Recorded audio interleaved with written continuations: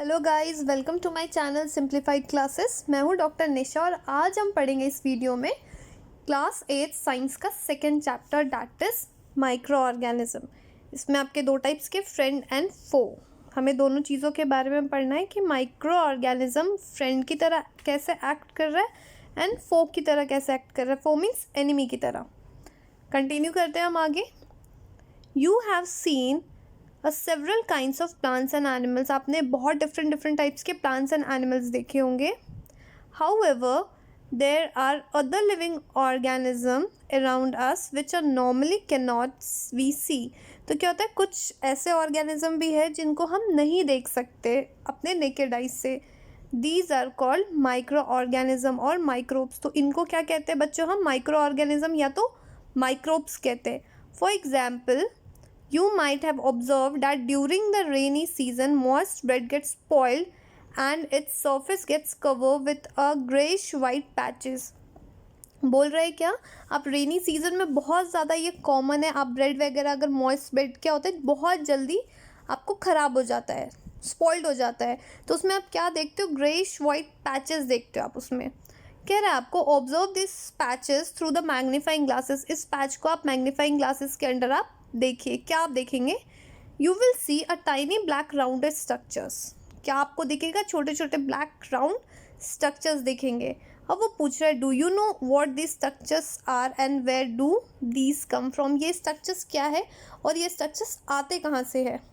Fine, तो इसके बारे में हमें स्टडी करना है इसमें। अब आपको 2.1 में दे रखा है माइक्रो ऑर्गेनिज्म। तो माइक्रो ऑर्गेनिज्म को पढ़ने के लिए आपको दो एक्टिविटी दे रखी है, एक्टिविटी 2.1 एंड एक्टिविटी 2.2। एक्टिविटी 2.1 में कह रहा है, collect some moist soil from the field in a beaker and add a water to it. कह रहा है आप कुछ मॉइस्ट सॉइल ले लीजिए, फील्ड से ले लीजिए और उसे बीकर में आप डाल दीजिए। और कह रहा है आप उसमें थोड़ा वाटर आपको ऐड ऑन करने के लिए बोल रहा है। After the soil particles have settle down, जब सॉइल पार्टिकल्स क्या हो जाएगा, जब सेटल डाउन होने लगेंगे, कह रहा है observe a drop of water from the beaker under a microscope, what do you see. कह रहा है कि जब आपका सॉइल सेटल डाउन होने के बाद आप उसमें से कुछ ड्रॉप्स लीजिए और माइक्रोस्कोप के अंडर आप उसे ऑब्जर्व करिए, आप क्या देखेंगे। ये तो आपका पहला एक्टिविटी कह रहा है। सेकेंड एक्टिविटी में आपको करने के लिए कह रहा है, take a few drops of water from a pond. कुछ ड्रॉप्स ऑफ वाटर ले लीजिए पॉन्ड से, spread on a glass slide and observe through a microscope. और आप क्या करिए, माइक्रोस्कोप के अंडर देखिए। तो आपको क्या दिख रहा है, do you find tiny particles और टाइनी ऑर्गेनिज्म मूविंग अराउंड। क्या आपको कुछ दिख रहा है कि कोई टाइनी ऑर्गेनिज्म मूव करते हुए। कह रहा है, these observation show that a water and a soil are full of tiny organism. जब आप देखेंगे तो उसमें क्या, जब आप माइक्रोस्कोप के अंदर देखोगे तो आपको क्या दिखेगा बच्चों, उसमें छोटे छोटे आपको माइक्रो ऑर्गेनिज्म दिखेगा। तो आपको ये शो कर रहा है कि आपका या तो आप वाटर में ले लो या सॉइल में ले लो, उसमें बहुत सारे माइक्रो ऑर्गेनिजम्स प्रेजेंट होते हैं। दो not all of them fall in the category of microbes. बोल रहा है कि अब जो भी आप देख रहे हो उसमें सारी चीज़ें माइक्रोब्स के अंडर नहीं आते। दीज माइक्रो ऑर्गेनिज्म और microbes are so small in size that they can not be seen with the unaided eyes. कुछ क्या हो गया, आप तो डायरेक्टली देख रहे हो, बट क्या हो गया, कुछ ऑर्गेनिज्म, कुछ माइक्रो ऑर्गेनिज्म ऐसे भी है जो आप नेकेड आई से नहीं देख सकते हो। Some of these such as fungus that grow on bread. Example आपको दे रखा है फंगस जो ब्रेड पे ग्रो कर रहा है। Can be seen with a magnifying glasses, जो फंगस को आप मैग्नीफाइंग ग्लासेस से देख सकते हो। Others can not be scene without the help of microscope, लेकिन जो बाकी बोल रहा है आप उसको विदाउट माइक्रोस्कोप नहीं देख सकते हो। That is why these are called micro organism और माइक्रोब्स। तो इसलिए हम इनको क्या बोलते हैं, माइक्रो ऑर्गेनिज्म बोल रहे हैं या माइक्रोब्स कह रहे हैं इन्हें। Microorganisms are classified into a major four groups। तो माइक्रोऑर्गेनिज्म को किन किन ग्रुप्स में बांटा गया है, टोटल 4 ग्रुप्स में बांटा गया है। कौन कौन है, these groups are bacteria, fungi, protozoans and some algae. तो ये अगर आपको क्वेश्चन पूछेगा बच्चों कि माइक्रो ऑर्गेनिज्म को कितने पार्ट में डिवाइड किया गया है, तो आप क्या बोलोगे, 4 पार्ट में। First bacteria, fungi, protozoa and algae. इनके बारे में हम डिटेल अब कंटिन्यू करेंगे आगे। नेक्स्ट आपको दे रखा है यहाँ पे फिगर बोल रहा है 2.1 एंड 2.4 में आप इनके सारे फिगर्स देखोगे, bacteria, fungi, protozoa, algae. Next आपको दे रखा है यहाँ पे एक टॉपिक है वायरस, बहुत इंपॉर्टेंट है ये। Virus are also a microscopic but are different from the other organism. बोल रहा है ये भी माइक्रोस्कोपिक है बट ये अदर माइक्रो ऑर्गेनिज्म से डिफरेंट है। अब आप बोलोगे क्यों, बाकी भी माइक्रोस्कोपिक है, यहाँ पे बैक्टीरिया फंजाई ये भी माइक्रोस्कोपिक है, वायरस भी माइक्रोस्कोपिक है, तो पर डिफरेंस क्या है बाकियों में और वायरस में? They however reproduce only inside the cells of the host organism। तो बोल रहा है वायरस रिप्रोड्यूस कब कर रहा है? Only in the host organism. अब आप पूछोगे होस्ट क्या होता है, तो मैंने यहाँ पे आपको समझाने के लिए डेफिनेशन यहाँ पे पहले ही लिखा हुआ है। It is a organism which is attacked by a parasite. Means कि वैसा ऑर्गेनिज्म जिस पे कौन अटैक कर रहा है? पैरासाइट अटैक कर रहा है। आपको यहाँ पे एक एग्जाम्पल दे दिया समझाने के लिए। If you have a parasite inside your body, अगर आपके बॉडी में अगर पैरासाइट अगर अटैक कर रहा है, then for a parasite you are a host. तो हम क्या हो गए बच्चे? हम होस्ट हो गए। और जो हमारे बॉडी पे जो आपको अटैक कर रहा है वो क्या हो गया? आपका पैरासाइट हो गया। तो एग्जाम्पल क्या हो गया? Example of parasite virus. तो जहाँ पे ये जो बात कर रहा है यहाँ पे that they need a host organism, तो अगर वायरस अगर हमारे बॉडी में आ रहा है तो वायरस क्या हो गया? पैरासाइट हो गया, और हमारा बॉडी क्या हो गया दोस्तों? होस्ट हो गया। Which may be a bacterium, plant और एनिमल। तो होस्ट के लिए उसको क्या चाहिए? कोई ना कोई आपको लिविंग ऑर्गेनिज्म चाहिए वायरस को रिप्रोड्यूस करने के लिए। आपको फिगर दे रखा है 2.5, नेक्स्ट टू नेक्स्ट पेज पे आपको दे रखा है, उसमें हम देखेंगे अभी। Common ailment like a cold, influenza या फिर flu are the most common that are caused by virus. तो ये क्या हो गया? आपको कफ हो गया या फिर आपको कोल्ड हो गया या इन्फ्लुएंजा हो गया, ये कॉमन एग्जाम्पल है आपके वायरस के। कह रहा है आपको serious disease like polio and chicken pox are also caused by virus. तो वायरस से क्या हो गया दोस्तों? चिकन पॉक्स और आपको पोलियो भी कॉज कर रहा है। तो इन टोटल अगर आपसे पूछे कि आपको वायरस से कौन कौन सा डिजीज़ कॉज कर रही है, तो आप क्या बोलोगे? आपका कोल्ड, इन्फ्लुएंजा एंड कफ, तो जो कि आपका कॉमन हो गया। लेकिन अगर सीरियस कौन कौन सा हो गया? आपका polio and chicken pox. Okay, अब कह रहा है आपको disease like dysentery and malaria और caused by a protozoa. Protozoan क्या कॉज कर रहा है आपको? डिसेंट्री और malaria. Fine. Whereas typhoid and tuberculosis are bacterial disease. Typhoid और ट्यूबरकुलोसिस क्या हो गया? आपका बैक्टीरियल डिजीज़ है। तो अब समझ में आ रहा है आपको यहाँ से कितने क्वेश्चंस आ सकते हैं? पूछ रहा है आपको, पहले तो पूछ सकता है आपको माइक्रो ऑर्गेनिज्म कितने टाइप्स के हो गए या कैसे आपको क्लासीफाई किया गया है। उसके बाद बोल रहा है आपको वायरस क्या है, वायरस के बारे में बताओगे। आपको बोलेगा कि वायरल डिजीज़ कौन कौन सी है, आप उसे एक्सप्लेन करोगे। नेक्स्ट बोल रहा है आपको प्रोटोजोआ आपको कौन कौन सा डिजीज़ कॉज करेगा, तो आप कहोगे डिसेंट्री और मलेरिया। देन उसके बाद नेक्स्ट आपको दे रखा है कि बैक्टीरियल डिजीज़ कौन कौन से, तो आप क्या कहोगे दोस्तों? Typhoid and tuberculosis. तो आई डोंट थिंक सो यहाँ पे आपको कोई प्रॉब्लम है। बढ़ते हम आगे।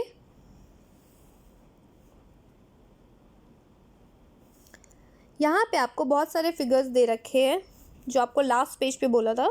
फिगर 2.1 आपको दे रखा है यहाँ पे बैक्टीरिया के बारे में, तो मैंने आपको थोड़ा सा समझाने के लिए लिख दिया है। बैक्टीरिया क्या है दोस्तों?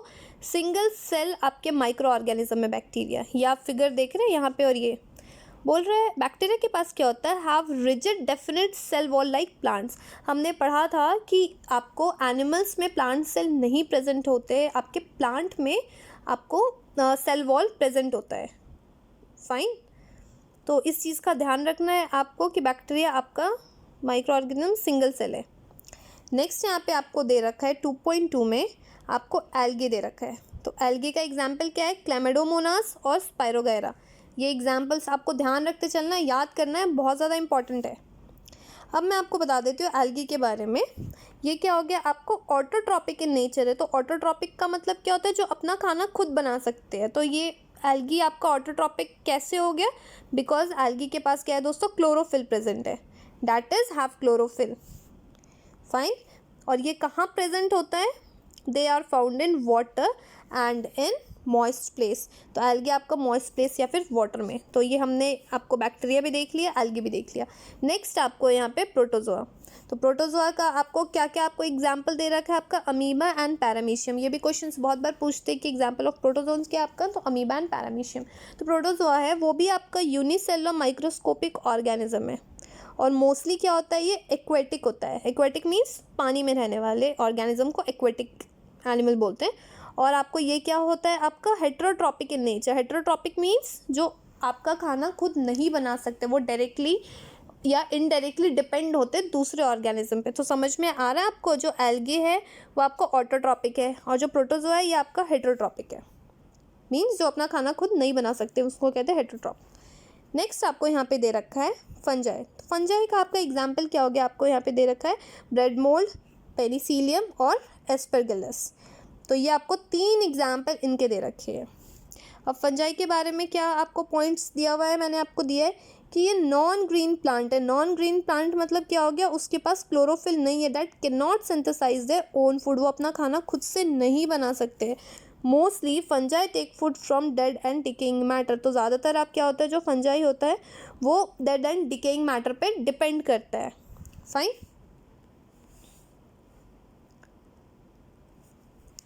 यहाँ पे आपको फिगर दिया हुआ है वायरस के बारे में, जो हमने फर्स्ट पेज पे पढ़ा था।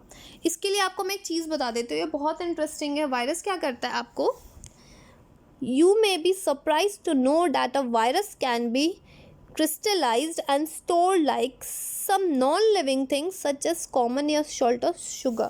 तो बोल रहा है क्या कि आपका वायरस ऐसा है कि जब तक वो अनफेवरेबल कंडीशन में, मतलब जब वो लिविंग बॉडी के अंदर नहीं है, तो वो क्या होगा, कितने सालों तक भी अगर वो बाहर रहेगा, लिविंग ऑर्गेनिज्म के अंदर नहीं है, तो वो क्या होगा, एज अ क्रिस्टलाइन स्ट्रक्चर वो स्टोर रहेगा नॉन लिविंग थिंग की तरह, या तो वो कॉमन सॉल्ट या शुगर की तरह स्टोर रहेगा।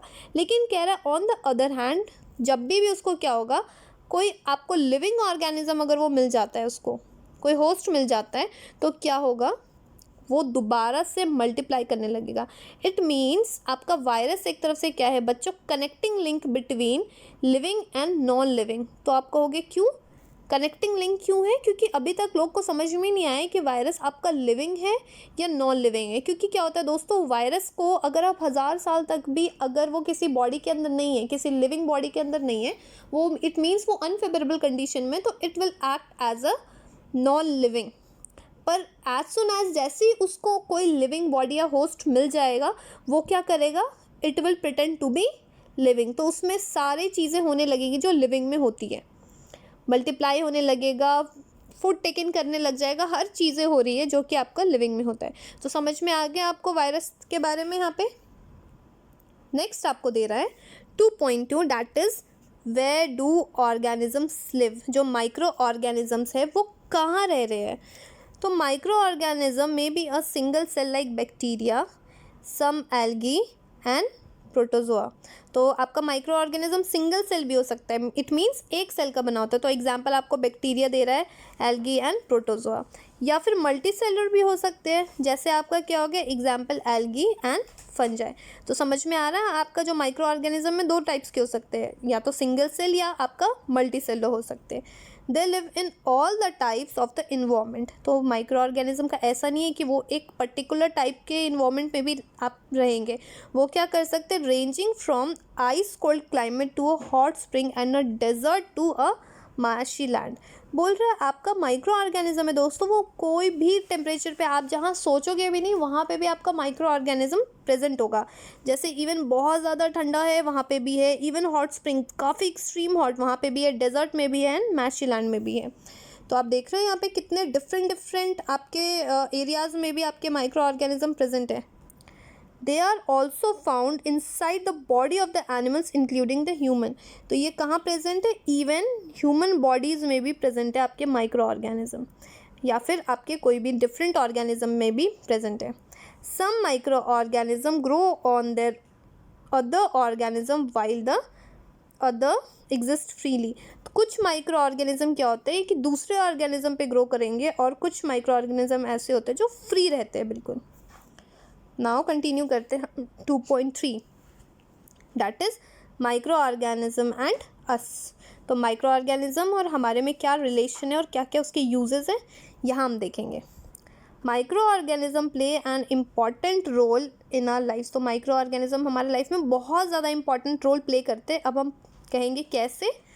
Some of them are beneficial in many ways whereas some others are harmful and cause disease. कुछ माइक्रो ऑर्गेनिज्म क्या हो गया बच्चों, बहुत ज़्यादा हमारे लिए बेनिफिशियल होते हैं, बट कुछ माइक्रो ऑर्गेनिज्म हार्मफुल होते हैं जो आपको डिजीज़ भी कॉज कर सकते हैं.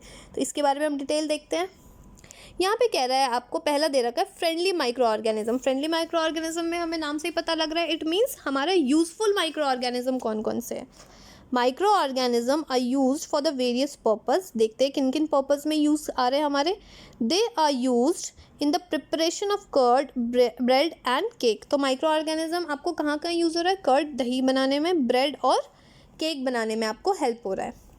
Micro organism have been used for the production of alcohol since ages. तो माइक्रो ऑर्गेनिज्म क्या, अल्कोहल बनाने में भी बहुत सालों से इसका यूज़ हो रहा है माइक्रो ऑर्गेनिज्म का. They are also use in the cleaning of the environment. अब आप पूछोगे कैसे माइक्रो ऑर्गेनिज्म इन्वायरमेंट को कैसे क्लीन कर रहा है.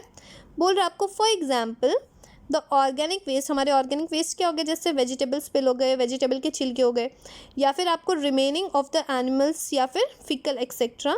तो ये क्या करता है, are broken down into the harmless and use the substances by bacteria. तो ये क्या करता है दोस्तों, ये जो ऑर्गेनिक वेस्ट को आपको ब्रेक डाउन करने में हेल्प करता है. कौन हेल्प करता है आपको, bacteria.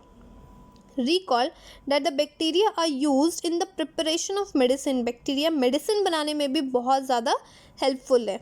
In agriculture they are used to increase the fertility of the by nitrogen fixation. तो आपने ये हमने लास्ट क्लास में पढ़ा या आपको पता होगा, बहुत कॉमन है ये, जो आपको बैक्टीरिया है वो सॉइल की फर्टिलिटी को इंक्रीज़ करता है. तो कौन सा बैक्टीरिया, राइजोबियम बैक्टीरिया, आपको क्या करता है, एटमॉस्फेरिक नाइट्रोजन को यूजेबल फॉर्म में कन्वर्ट करने में हेल्प करता है. बिकॉज क्या होता है, आपका कुछ प्लांट आपको डायरेक्टली नाइट्रोजन, एटमॉस्फेरिक नाइट्रोजन को एब्जॉर्ब नहीं कर पाते हैं. तो आपका कहाँ पे प्रेजेंट होता है राइजोबियम बैक्टीरिया, मेनली आपको प्रेजेंट होता है लेग्यूम्स प्लांट. जैसे आपको एग्जाम्पल हो गया आपका पी हो गया, या फिर आपको ग्राम हो गया, पल्सेस हो गया, उसमें प्रेजेंट है आपके. तो समझ में आ रहा है, यहाँ पे थोड़ा सा मैंने आपको पहले का बता दिया सो डैट आप रिकॉल कर सको. नेक्स्ट आपको कह रहा है making of curd and bread. कैसे यूज़ हो रहा है, आप जब कर्ड एंड ब्रेड आप बना रहे हो तो वहाँ पे आपका माइक्रो ऑर्गेनिज्म कहाँ यूज़ कर रहा है. बोल रहा है, I saw that my mother added a little curd to warm milk to set a curd for a next day. तो क्यों हम यूज़ करते हैं, आप देखते हो ना दही जमाते हैं, मम्मी वगैरह क्या करती है, आपको थोड़ा सा वार्म करके छोड़ देते हैं नेक्स्ट डे के लिए. Curd contains the several microorganism of these the bacterium. तो कौन सा बैक्टीरियम है, उसमें आपका लैक्टोबैसिलस प्रेजेंट होता है, promote the formation of the curd. तो आपको यहाँ पे पूछेगा कि कर्ड के फॉर्मेशन में कौन सा बैक्टीरिया आपको हेल्प कर रहा है, तो आप क्या कहोगे, lactobacillus. It multiplies in a milk and convert it into curd. तो कैसे कर्ड में कन्वर्ट हो रहा है, क्योंकि जब वो मल्टीप्लाई हो रहा है और कर्ड में कन्वर्ट हो रहा है. Bacteria are also involve in the making of cheese. तो हमने ये पढ़ लिया, कर्ड भी बनाने में हेल्प कर रहा है बैक्टीरिया, चीज़ भी बनाने में हेल्प कर रहा है, and pickles and many food items. तो देख रहे हो आप यहाँ पे बैक्टीरिया कहाँ कहाँ आपको यूज़ कर रहा है. कह रहा है आपको एन इम्पॉर्टेंट इंग्रेडिएंट ऑफ रवा या सूजी इडली एंड भटूराज इज कर्ड. तो बोल रहा है आपका इम्पॉर्टेंट इंग्रेडिएंट की तरह ये एक्ट कर रहा है आपका, या तो आप सूजी का इडली बना रहे हो या तो भटूरा बना रहे हो, तो उसमें कर्ड आपको क्या कर रहा है, बहुत ज़्यादा इम्पॉर्टेंट रोल कर रहा है. क्योंकि उसमें क्या हो गया, कर्ड में क्या आपका लैक्टोबैसिलस है जो कि आपका माइक्रो ऑर्गेनिज्म है. Can you guess why bacteria and yeast are also helpful for the fermentation of rice, idlis and dosa batter. तो आप बोल रहे हो कि क्या आपको पता है कि क्यों बैक्टीरिया और ईस्ट हमारे लिए इतना ज़्यादा हेल्पफुल होता है, या तो आप डोसा का बैटर बना रहे हो या फिर आप राइस की इडली बनाते हो. तो इसका मैं आपको बताऊंगी, नेक्स्ट पेज पे इसका आंसर आपको मिलेगा.